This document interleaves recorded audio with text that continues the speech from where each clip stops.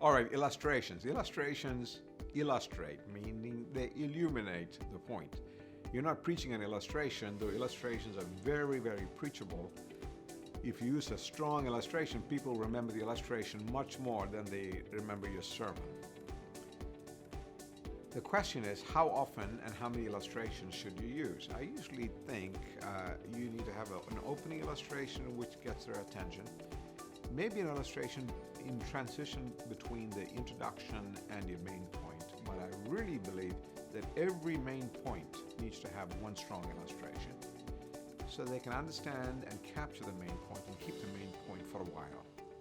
And then, of course, at the very end, towards the conclusion, at the end of the conclusion, have a climactic illustration which will bring everything together. But a question has been asked, can you preach a sermon without an illustration? Of course you can.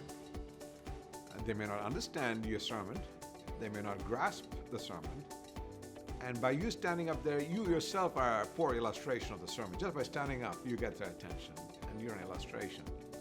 However, if you're basically presenting a lecture, I think you can possibly do a lecture without an illustration, but even that is difficult. Everything you say is going to be an illustration and possibly even interesting.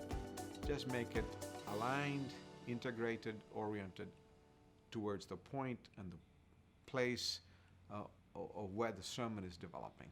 So pray, I think illustrations that God gives while you're preparing the sermon are some of the best evidences that God is with you in the preparation process. And He will give you some really good illustrations.